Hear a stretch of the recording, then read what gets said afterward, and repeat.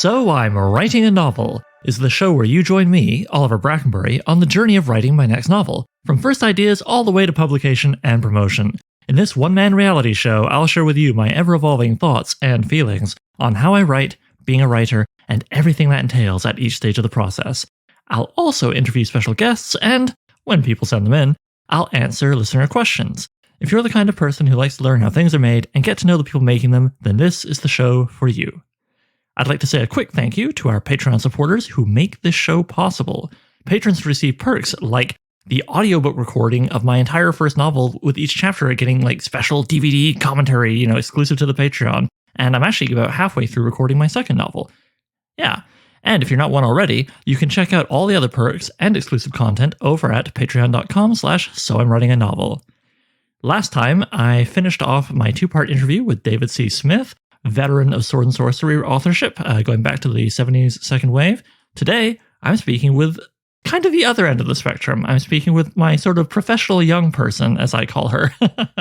Soph Magliano is, I hesitate to use the word fan because it feels self-aggrandizing, but I don't know, man. She's one of the longer-running fans of my work. We met through the comments section of my YouTube videos back when I used to do that kind of thing, 12 years ago. And I think of her as my professional young person because she's quite a bit younger than me. She was in high school in the comments there. And we've been sort of internet chums ever since. And every once in a while, when I'm like, what are the kids these days doing? I'll be like, Soph, I know. I'll go ask Soph. Well, after a spirited online conversation with a bunch of fellow sword and sorcery fans about, how do we get more people into this thing? And I was like, how about more young people and more, frankly, non-white men and so on and so forth. How do we expand this beyond the main demographic, which seems to be guys who are white and male 35 and up? I thought, hey, what if I did a little bit of market research by sending a half dozen stories, 3 classic, 3 contemporary, to my professional young person, Soph, and got her 10 cents on both the stories and what her thoughts would be on how to try and get more people into this genre I'm writing a novel for. Now, I wouldn't just ask Soph because she's under 35. I'm also asking her because she is a lifelong fan of the overall fantasy genre, and she's in the middle of writing her first ever novel, which is also a fantasy genre work. On top of all that, she is thinking about promotion because she has an Instagram, aka a Bookstagram account. If you don't know what I'm talking about, don't worry, we're going to talk about Bookstagram in the interview, and I'm linking to her account, Elvin_Teahouse, at Elvin_Teahouse, in the show notes, so you can click through that to go check it out. Now, you don't have to have read the 6 stories I assigned her, but maybe you would like to, or would like to check them out after the interview. I've linked to all 6 in the show notes, 4 of which are available for free online. This includes all 3 of the classic stories, which are Tower of the Elephant by Robert E. Howard, classic Conan story, Black God's Kiss by C.L. Moore, discussed only a few episodes ago with Nicole Emil Haynes in the Feminism and Sword and Sorcery episode, Mzi by Charles Saunders, an Amaro tale. And then we move over to the contemporary stories, which feature The Second Death of Hanavar by Howard Andrew Jones, interviewed in episode 12, The Return of the Sorceress, a novella-length story by Sylvia Moreno Garcia, and The Gate of Mist by Cora Bueller, interviewed a few episodes back. All right, without further ado, let's get to the interview, where you will hear that Soph is very plainly from Australia, and that something about Australian accents brings out my English one a little bit, so don't be surprised by that. Okay, let's go hear what she has to say.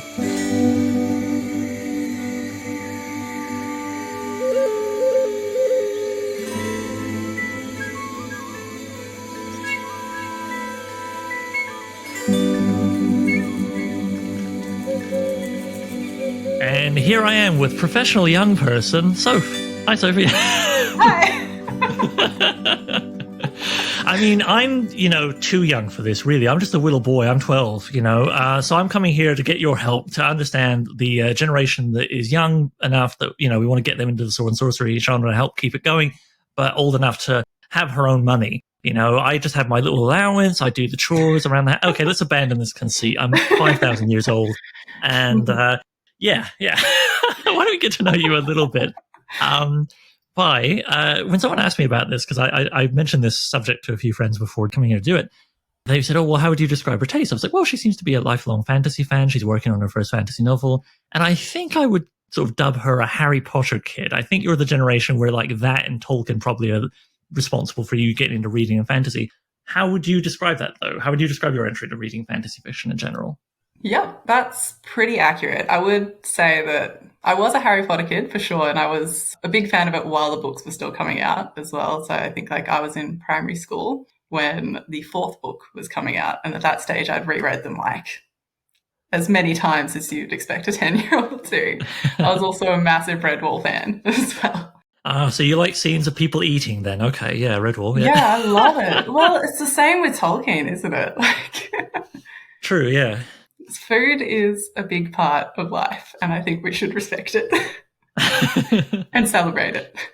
And, how would you say your tastes have evolved since, you were a kid reading Harry Potter? Firstly, I have stayed away from Harry Potter with recent developments. But, yeah, sorry, has the author said anything? I don't pay attention to the news. She may have. Has she been on like just a mission to destroy all the goodwill? I think, that rings a bell. Yeah, well, who knows? But aside from that, like what, how did your taste evolve as you, hit your late teens and 20s and all that? Yeah, I think the biggest evolution for me was getting into Robin Hobb, which most people who know me know I'm a bit of a super fan there, and caring a lot more about character development rather than plotline as much. So I'm very happy to have slow going, provided that I'm seeing a lot of growth from a character.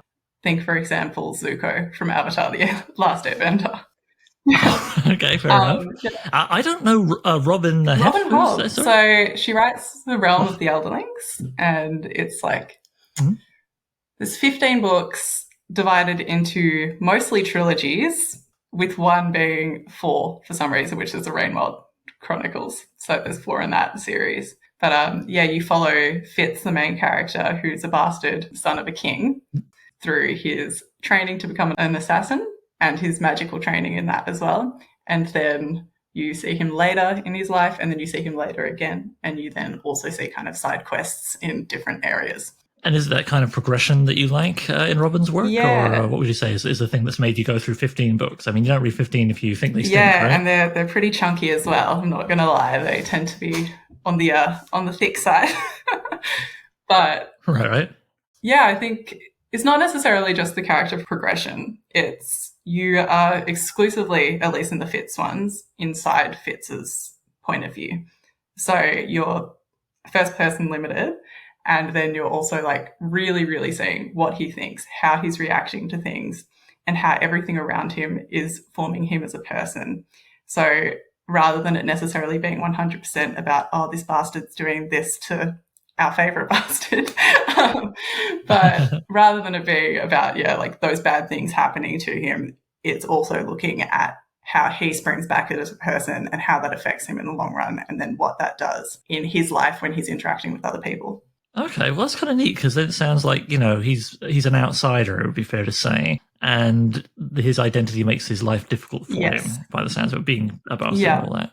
But maybe, would you say that, like, his identity is also, like, he kind of triumphs because of it, not in spite of it?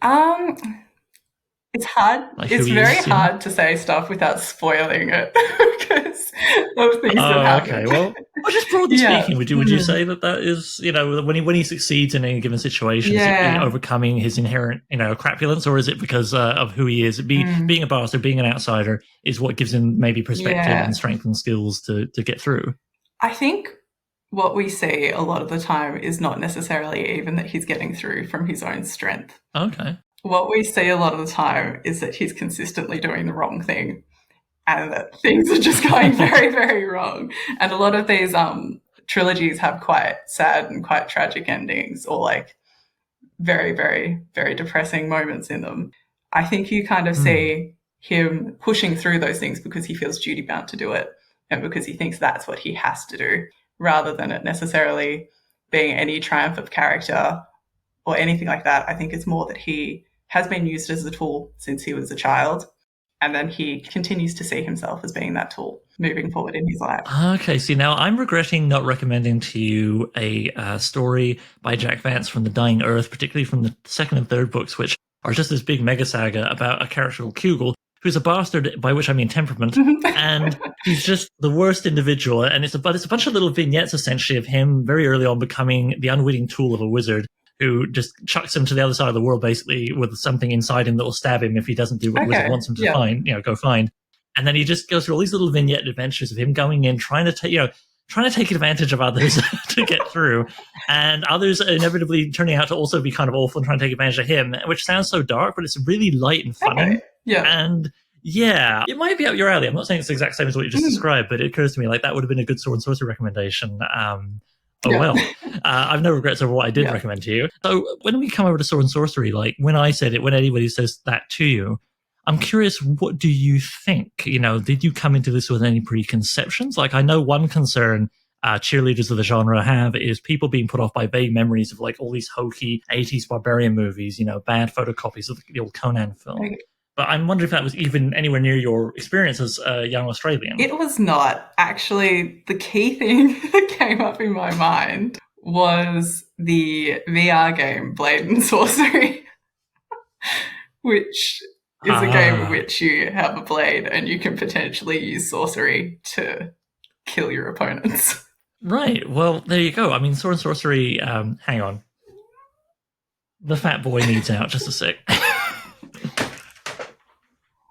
So cute. You know what? I'm going to leave that in. Listener, the fat boy is a Siamese cat named Sam who sits beside me during most of my interviews. And if you listen to the Daryl Queog interview, you might just hear the subtle sound of a big pile of vomit he left beside my foot right before the interview began, which we'd had all these technical issues and it was finally working. So I was like, I can't stop. So that whole interview, red hot vomit beside my feet. Anyway, back to the subject at hand. Speaking of red hot vomit, one of the things that's very frustrating for a lot of fans of the sword and sorcery, literary subgenre is the fact that the term has become very diluted over the last, couple of decades. The most popular thing you'll find on Facebook if you search sword and sorcery is nothing to do with the stories. It's a miniature game. Okay. Just that happens to have swords and sorcerers. And that's the thing. I've seen Tolkien referred to as sword and sorcery, when in many ways, if you get into it, it's like the exact opposite. And so, there's this kind of dilution of the term. And so there you go. It reminded you of a VR game where people whack each other with swords, which it's all good. But so literally no preconceptions other than just thinking of a video game. Yeah, that's right. Well, weird way that is kind of encouraging, though, for the other thing, because the other issue that comes up a lot is people worry about it being kind of tainted. Like I say, I don't know if I told you this already by email, but in the 80s, there was kind of a bust after the second boom. And part of it was because, like anything, when something works, publishers will sometimes drive it into the ground. And so, a lot of publishers would just drove these bad clonans, they'd be called, into the ground. And more innovative stuff that was being made in the genre would kind of be lumped in with that and kind of just didn't get a fair shake, which is really sad. So there's this kind of whole alternate universe of what may have been, if the clonans hadn't clogged up the works. And there was the film equivalent of it where the Conan movie came out, was huge, and it's a good movie. I like it. But even its own sequel was pretty crap and inspired a million really crappy copies, usually made in Italy for very little money. And for a long time afterwards, through the rest of the 80s, 90s, even 2000s, if you asked, especially a North American about sword and sorcery, they'd be like, oh, you mean that stuff? Some, steroid barbarian guy with a woman wearing no clothes hanging off his leg, and the story's just a bunch of crap. And it's such a shame because right through all those years, really cool stuff was being made and pushing the genre further, but it didn't often get fair shake. Anyway, You get the idea. So it is actually, on the one hand, it's a bummer that, the term meant nothing to you. On the other hand, it's encouraging that none of that sort of baggage remains.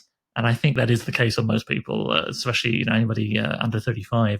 For this chat of ours, I assigned you 6 stories. Yes. Which prior to recording I've already listed off for the listener, and there's links to all that in the show notes.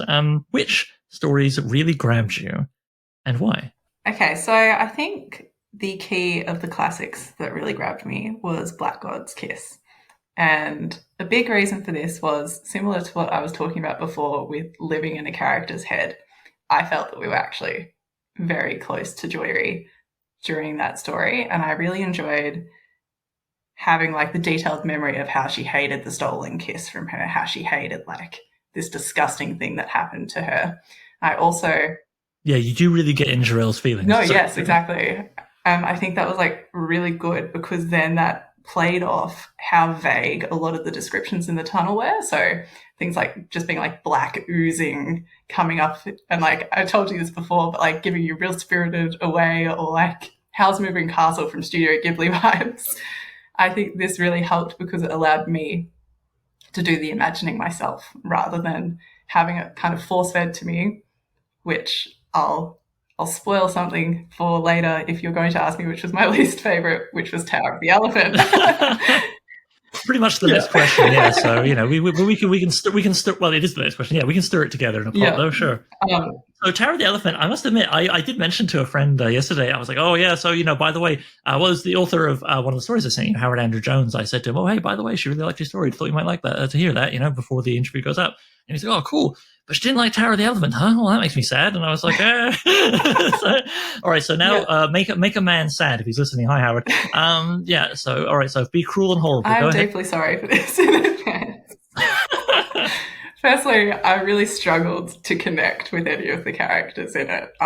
So I kind of felt like I was generally detached from it. I felt like I was almost watching cardboard cutouts do something and be kind of forced through a maze, which was one of the only things I liked, is it really appealed to me, my childhood self, who loved Egyptology, who loved like all those kind of silly like booby trap movies and like that kind of thing. It really appealed to me for that reason. But apart from that, I really felt like I needed more characterization. And I also, I really just felt like I was reading some cutouts and I needed more space to imagine, honestly. Like when I'm getting these very detailed descriptions of things, I sometimes do find myself kind of tuning out a little bit because it's almost like information overload. So I would like, maybe a little bit more mystery for my own brain to do some work. Well, that's interesting because, and there's no wrong feelings, opinions about stories, obviously, here, but I'm curious. It's a story published almost 95 years ago, so I'm not even going to bother saying spoilers. Listener, if you're worried about having the ending ruined to that story, pause now, go off and read it. It's a short story, it won't take you a minute, and then come back. I think the thing about that story is that it is kind of a trope setter, right? I mean, I don't think it was the first story that opened in an inn, but it opens in an inn, and it does all these things that were probably not as tired in the 30s as they are now. It's also one of those stories that I think is good to read because it has been riffed on ad infinitum, and I maybe not necessarily a direct thing, but you might go on general feelings that, oh yeah, this could have been built on in other stuff I've read over the years, One big thing that I was very curious to hear your response to is the reveal, spoilers, of the elephant and the fact that Conan has this kind of deep compassion kind of rise up in him after you've seen him just be a guy who'll kill a dude in a bar and bugger it, I'm going to just climb up into this tower and, this fat guy thief's going to help me out. Oh, he died. Well, whatever, he seems very without compassion until he finds this truly strange alien entity, and the fact that we're in kind of a fantasy story, and then, without using words like spaceship, it makes it very clear this is literally an alien he's found, and then the very odd ending to the sorcerer and all that stuff, and Conan leaving at the end just like, that happened, like, woof. That to me is the payoff of the story, and sometimes I've actually recommended that to my dad, and he was like, oh, I couldn't get past the spider. I'm like, you didn't get to the payoff. It's like 5,000 words. And he's my dad. I give him grief. You read it all the way through, obviously. Yeah. Did you feel that it at least like, oh, hang on, what's going on here when that happened, or was it just like, yeah, okay, alien, whatever? How did that feel to you? It honestly, to me, because of how much he didn't care as he's going through the maze, because of how much nothing affected him. And again, this kind of goes to my cardboard cutout thing. It felt like to me that it was just like, okay, now I need my character to feel compassion. So I'm going to make him feel compassion. Like it just didn't feel good. So there was no setup. Yeah. Okay. Because it's interesting, I mean, there are good Conan stories and bad, even within the canon of the actual original creator. I mean, God, there's so many bad pastiches that come later. And if you want, even though it sounds like probably not, I could recommend you another one and maybe try again. Because funny enough, that was not my favorite story of his. I do really like it, but my favorite one by him is novella length, and I didn't want to load you up with too much to read before this. It's called People of the Black Circle. And maybe I'll toss that your way to read or not read at your leisure. So, be curious what you think of that one. Because it does have more time for development and actually has a romance kind of forming stages and stuff. So there's a bit more, But yeah. So I wonder if it's the best introduction, because Tower of the Elephant does get thrown around a lot as a good one to introduce people to. Yeah. but maybe not always, and obviously not everybody. Yeah. Yeah. And Conan often does get very philosophical, actually. You'd be surprised. And that's part of why people still talk. No, I know. It's part of why people still talk about the stories, right? There's plenty of other guys who were going in towers and trying to steal things and whatever from those days and later, but we're not talking about them, you know? So it's interesting. But yeah, fair enough. It did not slap. You young people say things slap, right? That's a I'm word. Not quite young enough. Oh no! Oh no! I do try. Oh, you know, it was not as lit as I would want it to. But it was literature. Yes. There we go. Now imagine me saying that and putting on my cool English teacher, jacket and glasses. Yeah. But okay, well, back to the ones that work for you. So Jarell of Jaree, she really worked for you as a character because you got to be really in her head. And it is a very, I feel funny saying this as a guy talking about a story written by a woman, but I'm not being a dickhead when I say I do think it's a very emotion-driven story. Yeah. And it sounds like that's partly why you got into it. And I was actually thinking about this when I was kind of compiling my reasons for why I liked certain stories that I read. And all of the stories that I preferred tend to have emotion-driven moments, or at least like some more characterization and more thought put into how their characters feel, and it just made it more logical to me in a way, even though we are talking about emotion here. But having that kind of consistent emotion and having like consistent kind of developments in emotion or changes in emotion just helped me to connect the stories a bit better. So I could talk about Black God's Kiss for like an hour. In fact, I did in a recent episode. So, but maybe you and I can chat about this more some other time. I'd love for you to read there's a sequel to that story. Unusual for the age. There was a direct sequel where she feels kind of awful about what she does to Guillaume and is like, well, maybe if I go back under, I can find a cure. I don't know. Geez, I wanted my kingdom back and I hated the guy to bits, but this is pretty intense what I just did. And when she goes back down, it's completely different. And it's a very interesting sort of two-parter. So I should send you that if nothing else. Anyway, what were the other stories? You mentioned a couple other to me. Yes. So for the newer ones, or new school, as I've been calling them to myself, I like the second death of Hannibal. I did just note down to myself, Hannibal did not, in fact, die. Spoiler. Sorry. Just thought that I might do that. But I enjoyed the fact that he didn't actually die in comparison to the title. So rather than it being a giant walking spoiler, that I was actually like, he didn't die. It was just a play. It's just a theatre. I guess, with a short story, why not? Yeah, you could just kill the guy. Yeah, it's much more likely than someone trying to build a trilogy. Yeah. But what else did you like about it? So I really liked, surprisingly for me, because I'm actually usually not the biggest fan of these kind of, I'm going to call it a gladiator type of feel, where they're kind of put into an arena to fight. I actually really liked it. And I think I probably liked it because, again, completely going to misuse terms around the genre here. Go for it. But I liked kind of like almost like the heist element. Like, this is how we're going to break everyone out. This is what we're going to do. I actually really liked that. I also liked the way that sorcery backfired in the end as well. And joining together to defeat this being, which is what I'm going to call it. What should I call that? I think compared to the others, I've actually thought less about the emotion in this one. It was just a very easy read for me. Like, I was reading it and I was in it immediately, which I think is something that's impressive, because there are a lot of times that I'm sitting outside a story and just being like, yeah, okay. Well, I won't speak for him too much, but I have had the good fortune to chat with Howard quite a bit. And if I know one thing he really cares about, is crafting a quick-moving plot. He's really big on pacing. He doesn't have the characters sit around and just chat about the weather for 20 minutes and then move on to the adventure or whatever.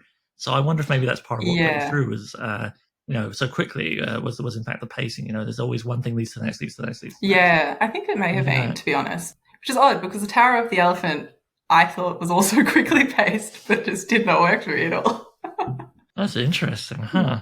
And what did you think of, would you read another Hannibal story? Yeah, I probably would. If someone put it on you. Yeah, I think I would. Yeah. Okay, cool. Well, that's there you go, Howard, if you're listening.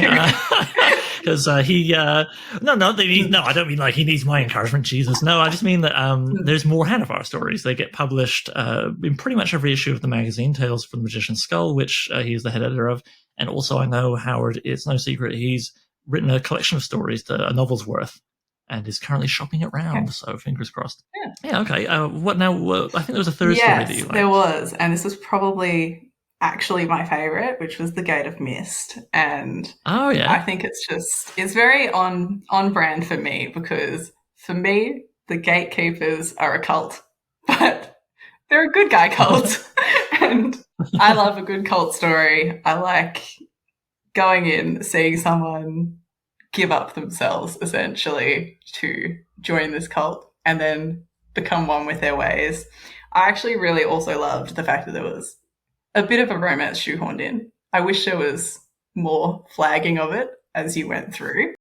And again, like the villains being clouds or being mist and just not really being anything is something that I love. I love just being able to think for myself about what this villain looks like or what this villain does.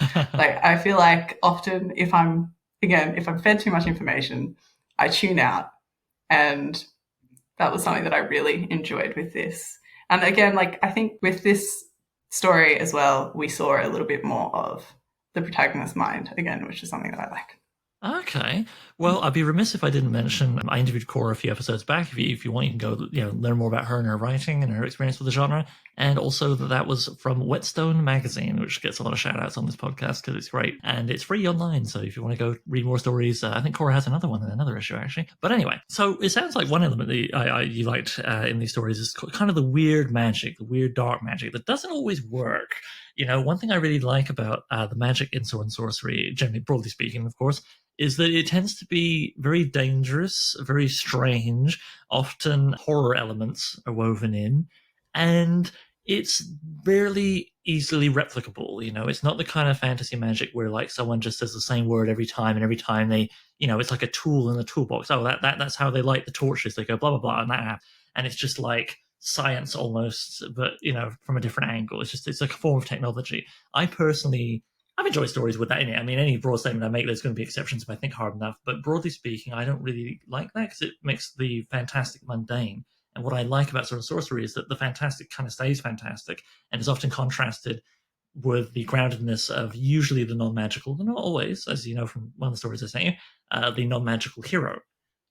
And I mean, Conan, for example, is famous for, he's a big tough guy and he'll fight anybody, but as soon as he gets a whiff of the supernatural, he'll deal with it if he has to, but every part of him wants to just get out of there, which is, I think, a kind of a fun contrast with what you might expect, So I'm curious, to the other two stories that didn't really grab you as hard, I was very surprised that Return of the Sorceress was not one of your faves, because I know you really like the author.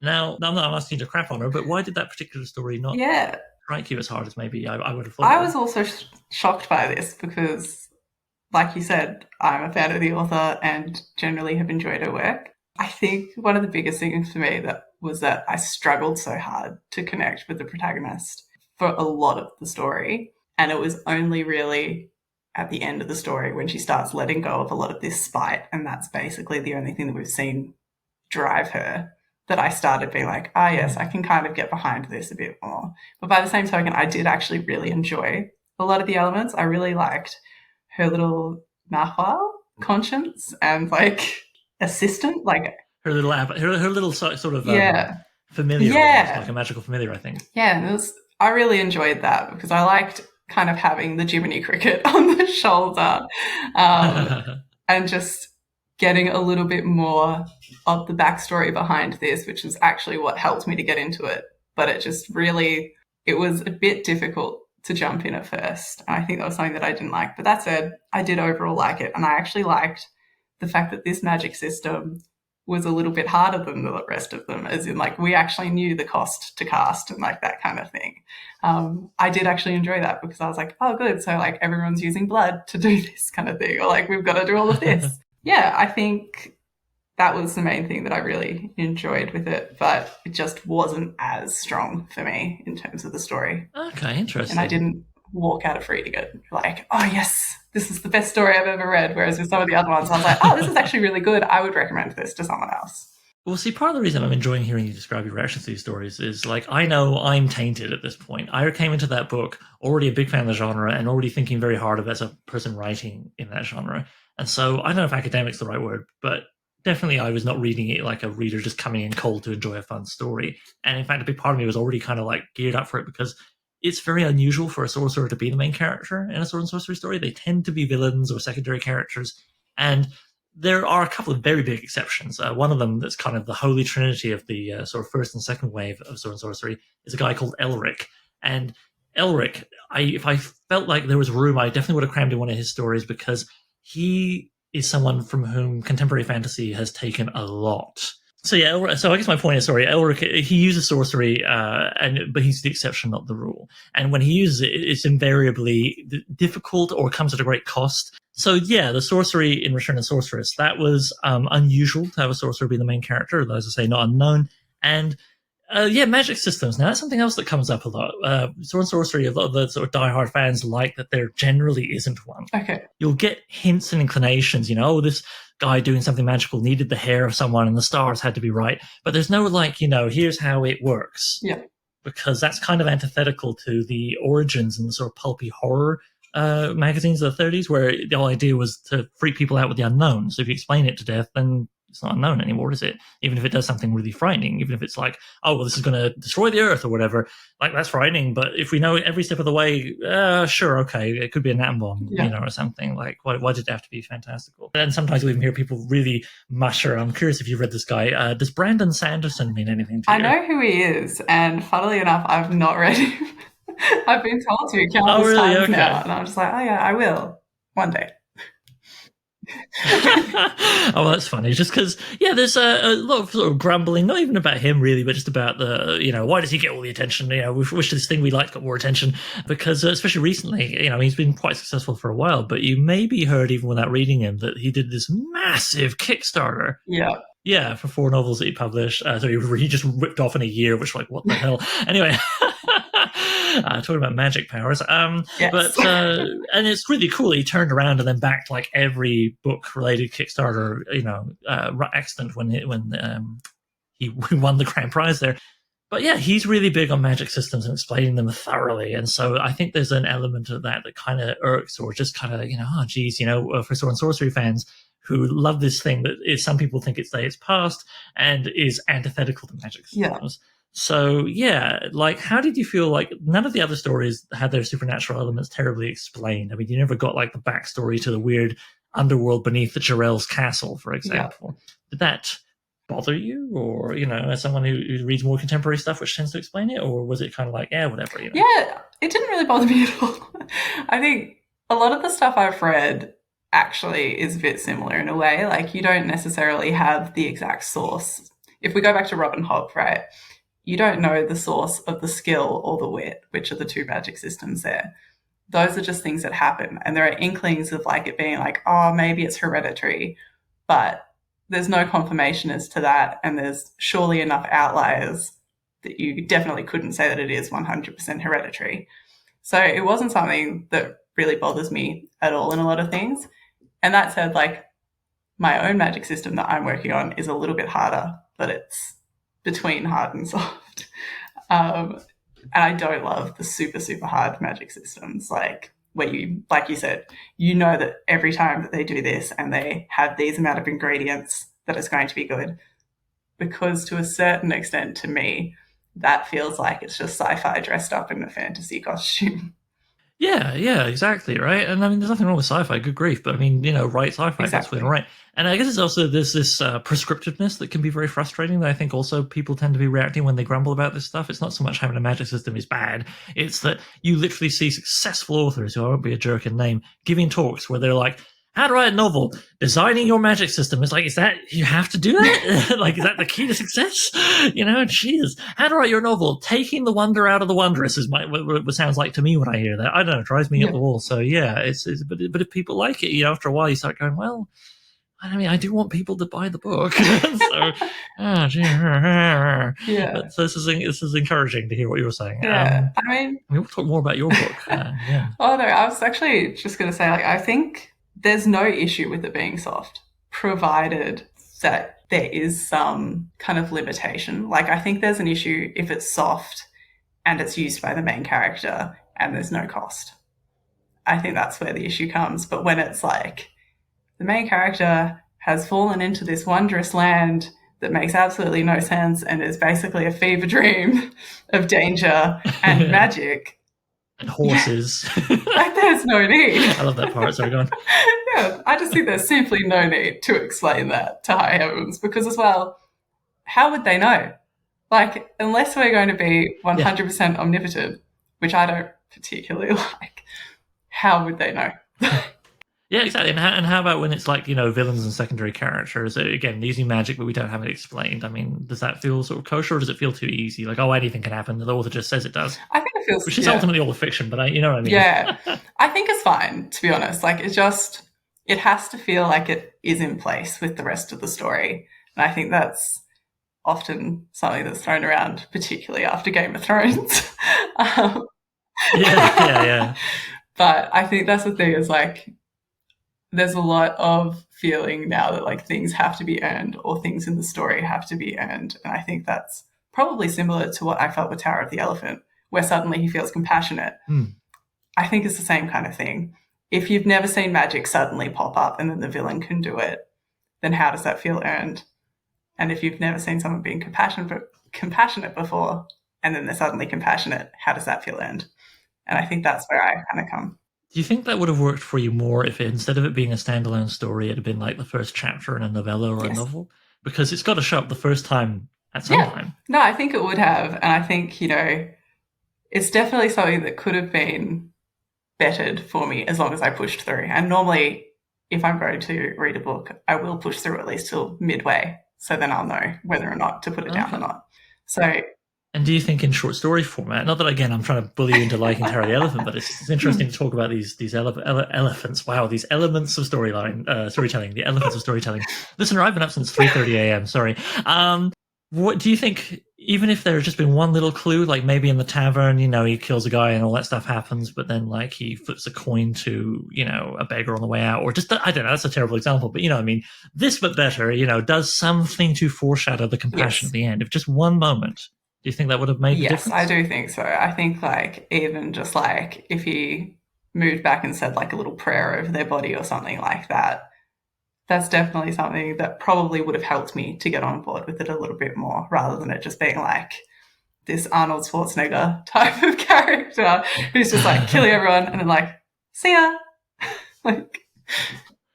Actually, final question before we move on to the rest of the interview. We've been, obviously the story discussion was going to be the meat and potatoes, but still, how did you imagine Conan in your head? Yeah. Did he look like Arnold Schwarzenegger from the movie? Or? He actually didn't. I'm trying to think how to describe how I imagined Conan. Kind of like Tarzan kind of vibes, I think is what I got. Oh, that's interesting. Yeah, because you know what I'll do is after we finish recording this, I'll send you a picture of Conan as he was drawn in the comics that Marvel started doing in the 70s and 80s, that for a lot of people, like, that's what he looks like. And actually, an artist named Frank Frazetta, who was like the artist, if you got his painting on your book in the 70s, boom, it sold. He also kind of defined this, actually, I think about it. I think before the comics did, and the comics took from him. And it's just kind of like a huge muscle-bound guy, as you can imagine, but he also looks like he can move, like he's not a brick. And he just kind of has like a black bowl cut that goes down to his shoulders almost. And then like a fringe, and he's not, but it makes, in a sense, you're like, yeah, why would he be fashionable? But and he's like, women love him because he's a protagonist, and that's what happens, I guess. But he's not what you call handsome. Okay. At least not, he doesn't look like a Hemsworth or whatever. Nice Australian export there. Yeah, I was about to say, bring it back to your homeland. We need more Hemsworths. We're running out. Last thought, any quick thoughts on the Amaro tale, Z? So I actually, because you mentioned early on, you were like, oh, I like this one, but then it didn't wind up in your three, that you dug, that you mentioned and yesterday. You know what I think it is? I think it's length, because I still, looking back, really liked it. I loved connecting with Maro. I liked experiencing his struggles. I'm loath to say it was low stakes, but I liked the fact that in the end we're going back to get a baby calf. Like, I just think that was something that I enjoyed, that felt quite nice. Also, the other thing that I really liked was not being in a typical kind of medieval Europe kind of setting, which as a heavy fantasy reader, it does tend to be very Eurocentric. So Yeah. No, Mara was written by a guy called Charles Saunders, who he came right just before the bust happened, unfortunately. So, this sampler of 6 stories I sent you, the publication dates stretch across about 90 years. Did you feel any coherency in like theme, style, character, any of that across these tales? Did they feel of a tradition, or did they just kind of feel willy nilly? I would say for the newer stories and also Z, actually basically everything except for Tower of the Elephant. Wow, the Z kind of sits in the middle. Actually, it is sort of a classic story, Yeah. but it was from the early '80s. It's sort of the oldest, the newest of the classic ones, Yeah. or maybe late '70s. Pardon me, but whatever. It was second Yeah. wave. It was in the middle. So I think for those, I could feel a bit of similarity. I would say actually, I'll retract that. Mm. The Return of the Sorceress and The Tower of the Elephant probably stuck out as being different from the rest to me. Huh. Whereas the other 4, I felt like I could kind of feel a bit more of a similarity. I think the biggest similarity, though, was Black God's Kiss to The Gate of Mist. For me, those were very, very similar stories. Cora will really enjoy hearing that. She loves Jarell and has written some really great essays on her stories. Yeah. Okay, cool. Yes. And it felt very similar in the haziness, which is what I really enjoyed. So. Was there anything that struck you as different about these stories that you don't see or often see in other like contemporary fantasy? I will say that they definitely felt different to read. I'm not sure the extent to which I could say that I felt like the elements in it weren't present in other fantasy novels, though. I think there's similarities probably across the whole genre, but I think the key difference is that this has got more of a focus on the adventure than a lot of the other fantasy that I read, which tends to have more of a focus on the characters.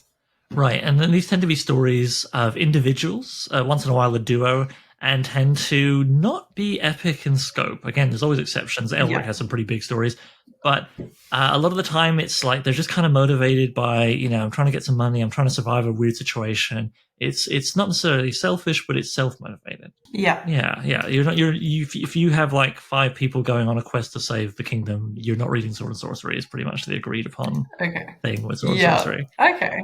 In that case, I guess yes, you could say it's different, but I also feel like there are so many stories I've read where it is just one person for most of it, and then they'll occasionally fit back into their troop.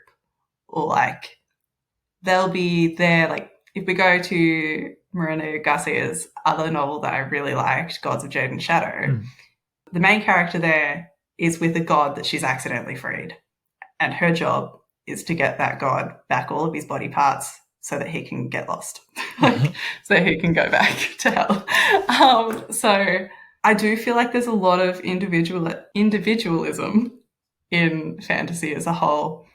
It's just whether or not it fits back into the greater group from time to time. Okay. Something I really struggled with was whether or not to send you along with the stories. There's a few that are quite good. Harold Andrew Jones's definition, I think, is quite strong. But my personal favorite is by Brian Murphy because it's flexible. If you haven't heard me talk about this already on the show, it's got 7 points. And the idea is that not that you have to have all 7. It's not a checklist. It's this idea that if you've got enough, maybe 4, let's say, just to pick a number, and the story kind of feels right, maybe you've got Sword and Sorcery going on here. You just kind of look for these qualities rather than prescriptively, check mark them.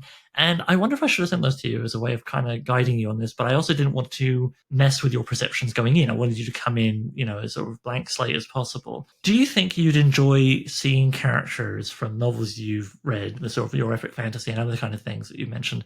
Do you think you'd enjoy seeing any of them dropped into a Sword and Sorcery style adventure? Of course. I think that's always something you want. I think, especially with the quicker pacing and stuff, it's a bit and I'm not saying this in a derogatory way before I say this word, it's just what I'm thinking. It's just a bit like how fans write fan fiction, though. I think the more you can see your characters and the more that you can see how they react to different scenarios, the happier you're going to be as a reader, right? Even if it's not something that you would see in their overarching kind of life because it's not relevant to the giant story that's being told.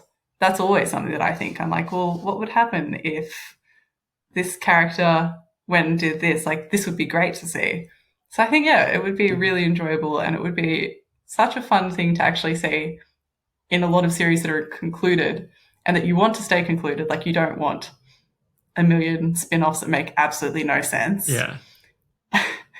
But you want a little bit more content. Definitely. That would be a really fun kind of way to do it. And I think the short story format really lends itself to that. So yeah, you can just kind of peek at the space between stories or whatever, and maybe not even place it in the continuity. You just have a subtle clue, like the character's age, or they've lost an eye at some point. Yes. Maybe they still have the eye, in the story you're reading. And actually, that makes me think: how did you feel? Because this is another grumble that occasionally comes up in the Sword and Sorcery fan base. They go, "Oh, people just want to read these big phone books, these door wedges," And I mean, the funny thing is, they all of them will have read and enjoyed such books. Of course, I'm no exception. But I do find, especially as I get older, as I head into my teens,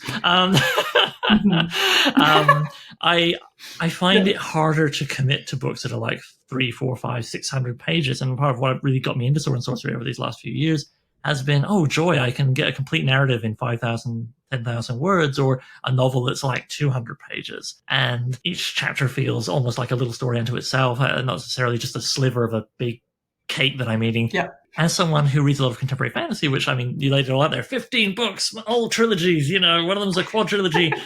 You are, I know you're not buying fiction like ham by the pound, but it can sound that way sometimes to someone who prefers the shorter end of the spectrum. Was it kind of, a fun break to read short stories? I don't know how often you do that in your general reading. Do you?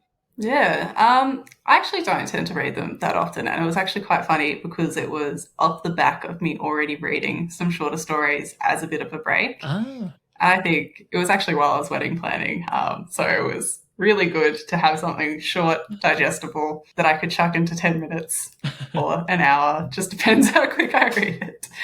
So yeah, it was actually quite enjoyable, and it was actually interesting because it brought me back a lot, because I think oddly, when I was a teenager, I was reading a lot of short stories, and I was also when I was writing short stories. And that was actually something I struggled with in my own writing, was extending things out and learning to take time on things.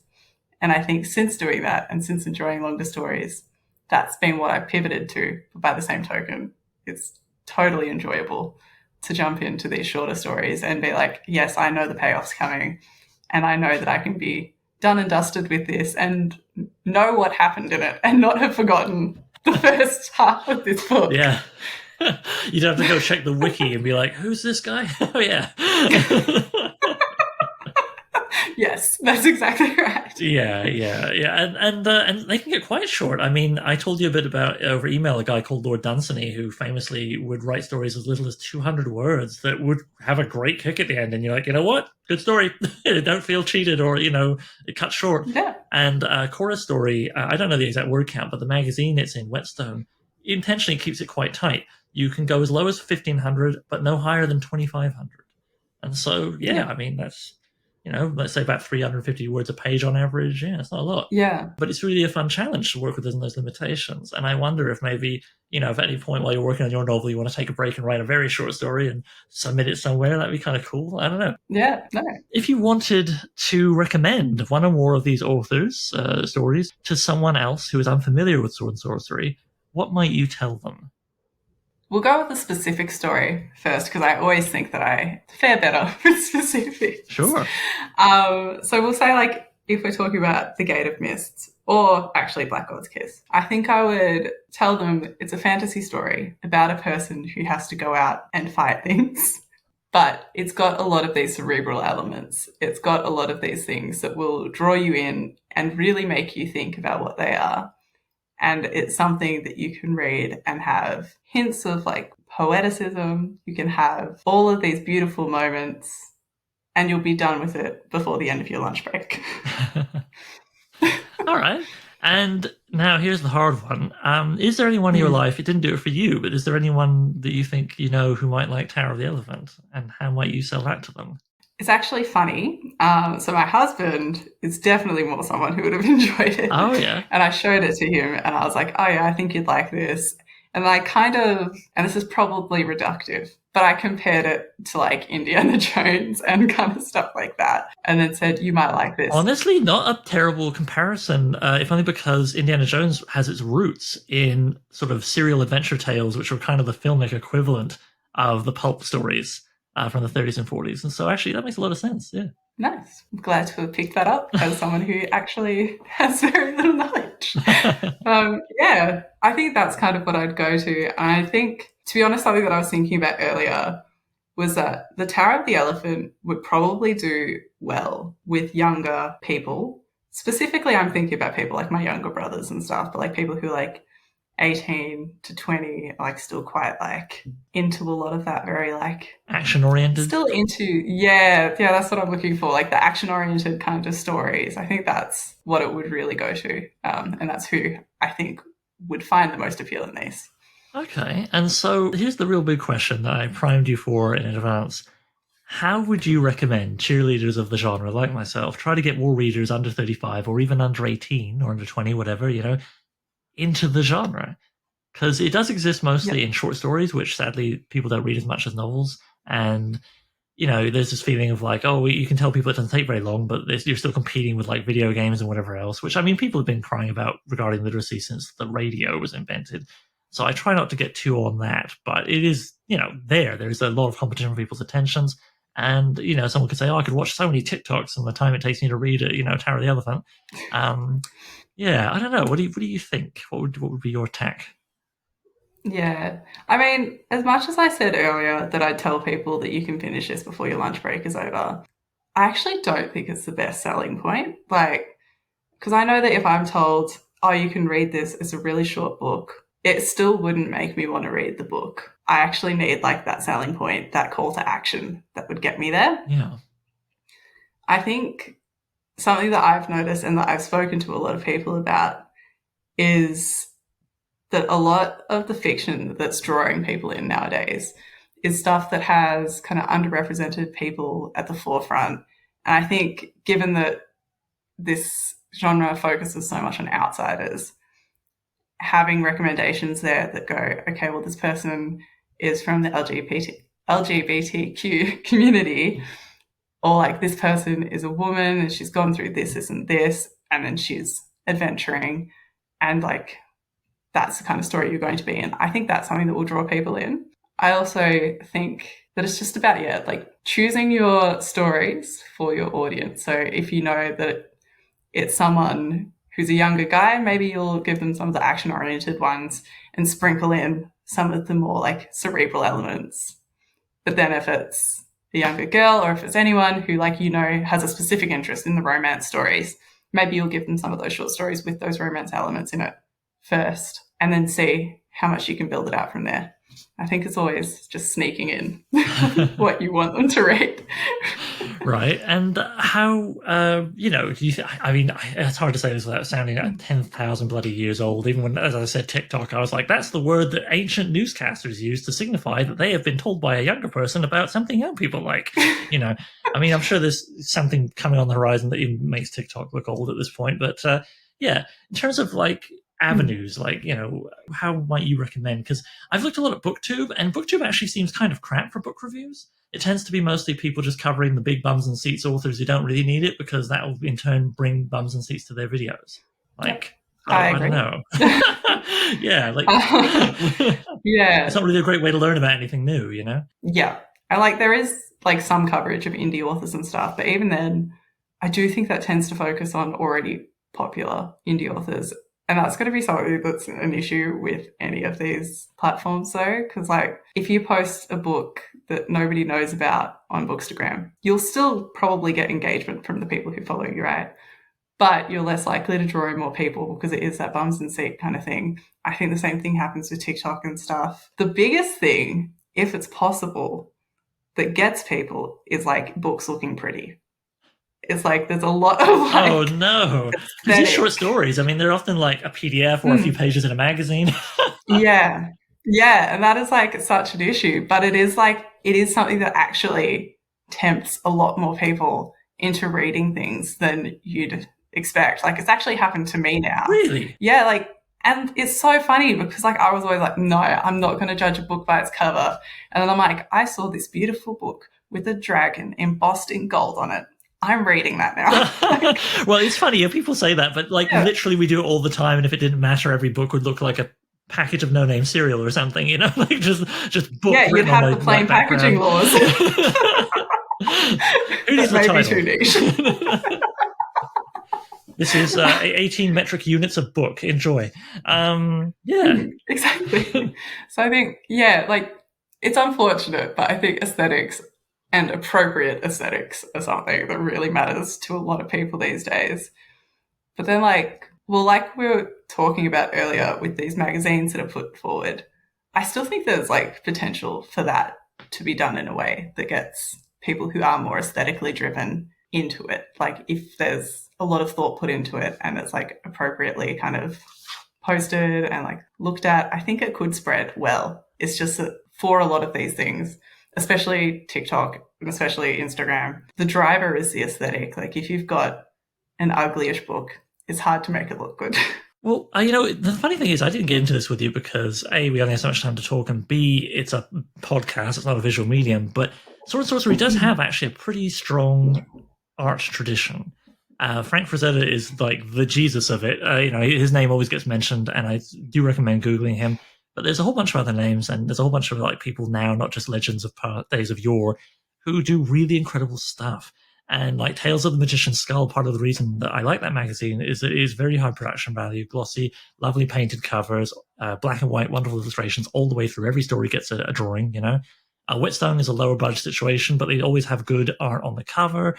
And yeah, I think there is room for using. There is definitely what you might call a sword and sorcery aesthetic that could be leveraged. Yeah. What do you think about maybe for TikTok and stuff like that? Something me and the fellas, I mean, there's people of all genders, but me and the gang, I should say, have been chatting about on the Whetstone Discord server, which is like my fave SNS hangout online. Is somebody, because none of us have time and energy, but maybe somebody could make like a bunch of short TikToks about introducing individual classic characters and new authors and what makes a story sword and sorcery. How is it different? Well, let's talk about this element for 60 seconds or whatever. I mean, do you see any leverage on that, or is it going to be just like somebody's just flicking through and they're like, this is not a funny prank or a cool image, fuck it, like I actually do think there is a way to leverage it, and there is actually a format that already fits that. Oh yeah, like is it the TikTok dance where they point to the text or? No. It's not. It's not. It's kind of like this one,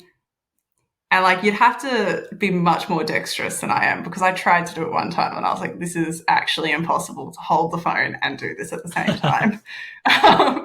I think maybe they're using like a tripod. Yeah. That's not in my setup at the moment. So, but like essentially they turn through the pages and then they go convincing you to read X based on its aesthetic.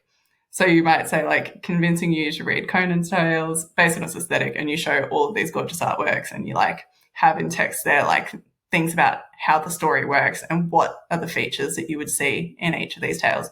And you could do the same thing for the genre and just have like the thing flip through and be like, convincing you to read sword and sorcery based on its like hallmarks, and then kind of go through that. Okay, and how about like, I don't know, reading extremely captivating bits of text, like a really badass description or something in like a 20, 30-second video or whatever? Yeah. And is there anything like that you've seen, or? Not really. About the words in the bloody books on social media in general that you've seen?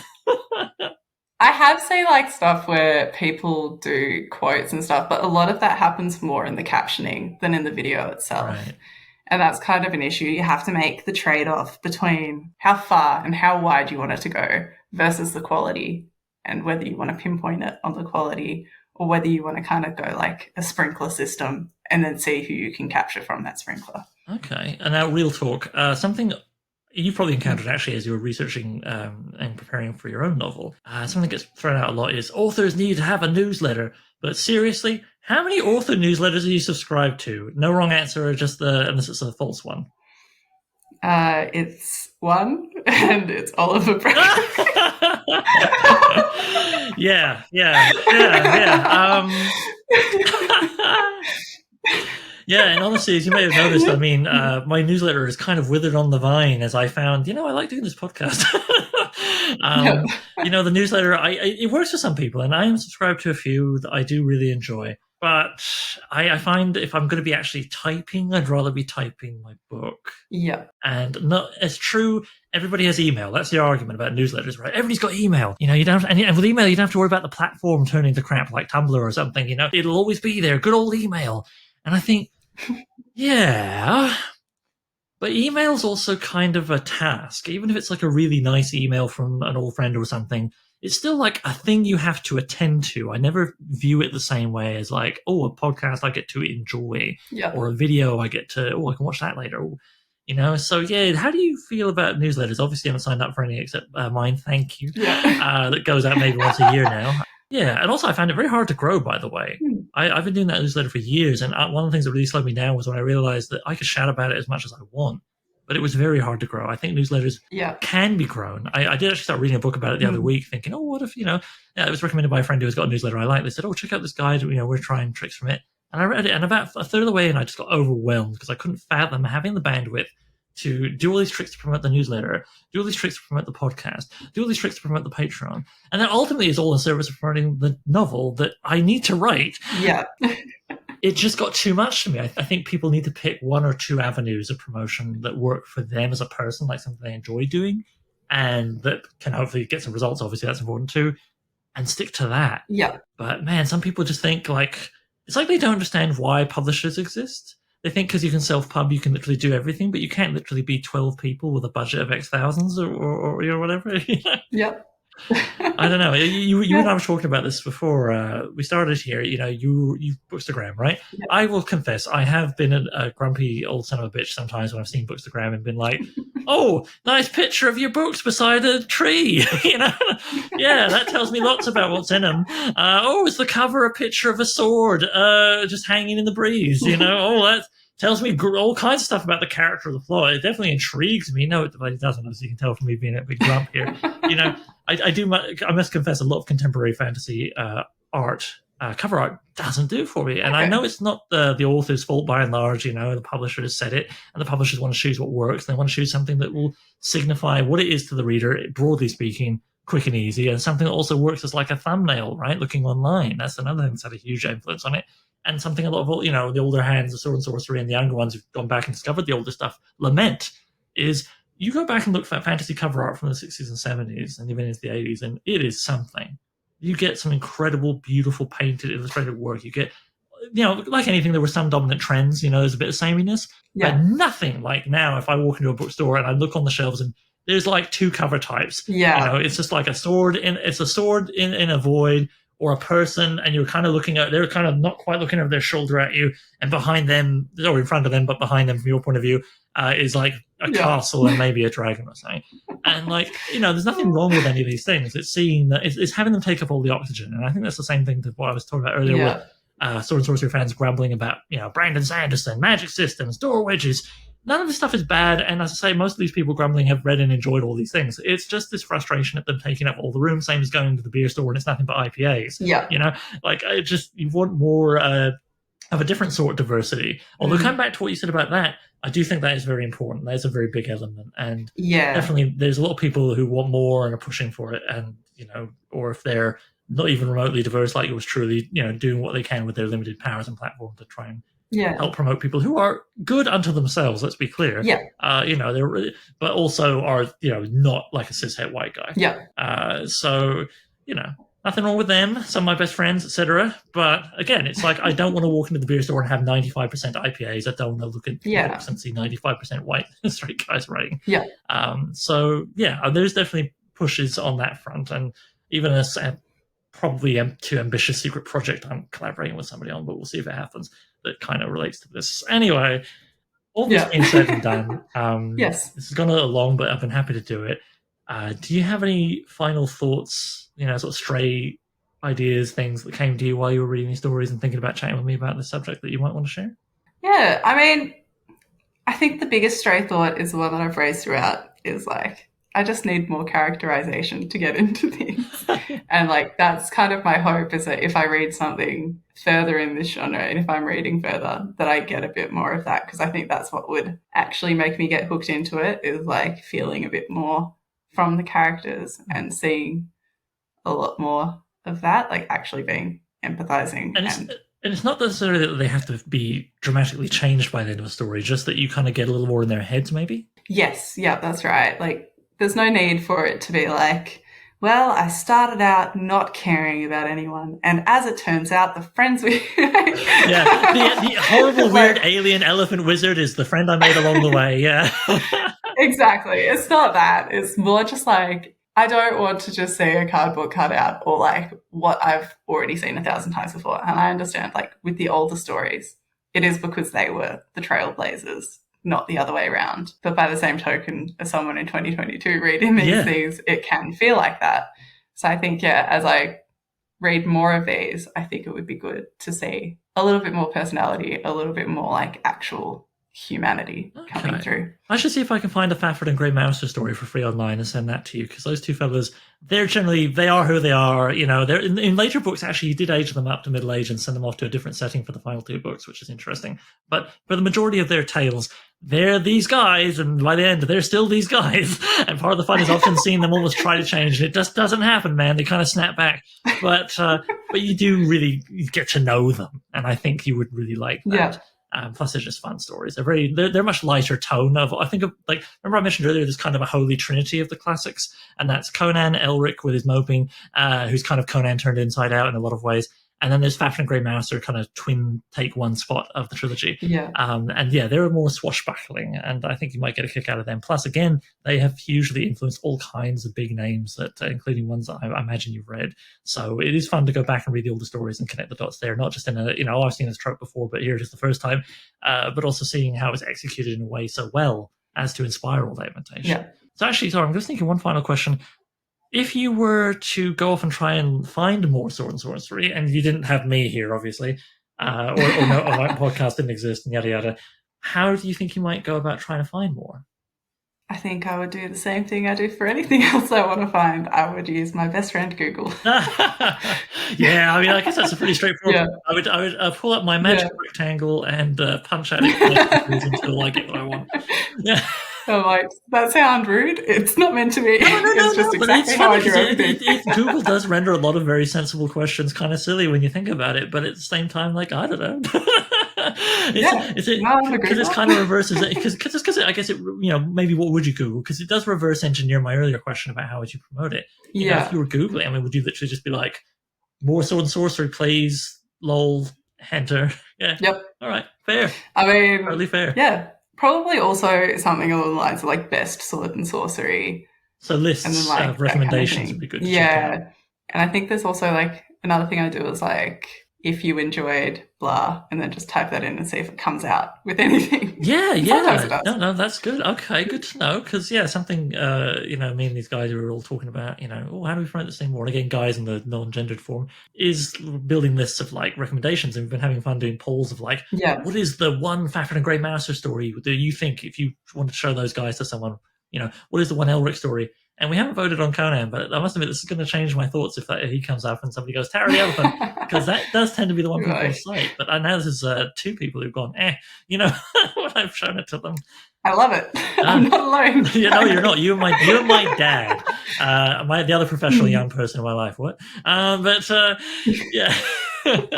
My dad. I'm younger. No, my dad's younger than me. I'm younger than my dad. Am I a teenager? What's the chronology? The lore of this podcast episode is terrible. It's a bit like Red Dwarf. If you watch that. Yeah. And where it's Lister. I've forgotten his name. Yeah, and he turns out to be. He turns out to have left himself as a baby under the pool table. Yeah. So as we draw this to a close, could you tell listeners a little bit about writing your first fantasy novel, a bit of the premise, if you're comfortable sharing, and where people can find you online, author-wise? Cool. So my novel that I'm working on is unnamed at the moment, but it essentially follows the story of a girl who's leaving a horrible situation to go into a cult because she thinks that's going to be better. Is it? She doesn't realise it's a cult at first, of course, but it turns out to be rather shit. Just bad snacks, really. The terrible snacks. Yeah, exactly. Sorry, it was like bad. No, it's all good. It's just, bad vibes and like just, not everything she was seeking out in her life. But that cult also teaches and utilizes magic, and that's a lot of how it actually has established its kind of locations across the globe. And then the story becomes, how does she escape this? And what happens next now that she's escaped? Have you watched the Elizabeth Olsen movie from before she got sucked into the Marvel Universe? Elizabeth Olsen? Not neither of the twins. Yeah, Elizabeth Olsen. No, I know who she is. Sorry, you squinted real hard, and I was like, now I'm the young person. I know who Elizabeth Olsen is. Me and like 6 billion other people at this point. But anyway, Elizabeth Olsen, 2011, I want to say. And it's a funny title. It's actually a bit tricky to say because it's like 4 variations on the same name. Okay. So it's like Mary, Martha, Marceline, whatever. But if you just like mash that into Google, it'll be like, did you mean this movie everybody messes up the title of? It's about her having just at the very beginning of the movie escaped a rural sort of, I guess kind of New Englandish, north of New York, whatever, a rural kind of cult, and escaped to her sister, who's a bit older, married, and has a bit more together, escaped to her sister and her sister husband's cottage by a lake. And she won't tell them like what's up. She's just been off the grid for a while. And it's a neat story about her trying to like be a person again after having been in this cult that's very prescriptive of how you behave, and it's very different from society. And then this constant nagging fear that they're going to come find her, and then it gets flashes back and forward to her how she wound up with them and all that stuff. And it's very rooted in real life. Like it's not, don't look for wizards and stuff in it, but it's incredibly compelling, and it might be, I don't know, some good inspiration for what you're working on. Seems right up my alley, I'm not going to lie. Like I said, cult's very on brand for me right now. Which also, actually, you should maybe look into some Lovecraft, because Lovecraft isn't sword and sorcery, but he hugely influenced it. Him and Robert E. Howard were big buddies who wrote each other endless letters. There's huge compiled books of their letters. And Lovecraftian weird old gods and stuff, you'll catch them showing up in Conan stories. And the continent that Conan adventures on will get mentioned in Lovecraft stories. And it's just like funsies, like they're inferring connections. It's not like a big lore thing you have to learn. Yeah. But it's really cool. And Lovecraft's horror, I mean, cults are a big part. I'll just say that. So again, maybe I can send you some recommendations after this. But all right. Well, thanks so much for chatting with me, Soph. It's been really fun. And also really fun to actually like have moving mouths and voices when we've been kind of chatting for 12 years. No, it's like, were you a human before this? We may never know. You were Schrodinger's human. Finally, my humanity redeemed as a little boy of 14. You met me when I was 2. Online, yes, I'm definitely not turning 40 in a couple of weeks. Oh, God. Well, on that note, I don't know. Thanks for being here. Bye. Bye. So I'm Writing a Novel features original intro and outro music by Gloria Guns and is hosted by yours truly, Oliver Brackenbury. If you'd like to submit a question, then please email it to soimwritinganovel@gmail.com. You can also holler at the show on Twitter. Look for @so_writing. That's @so_writing. Please consider sharing the show with anybody who might like it, or checking out any of the other ways you can support the show by heading to soimwritinganovel.com/support the show, which has things like links to our Patreon, Coffee, and PayPal. Thanks for hanging out with me, and Soph, and I'll see you soon.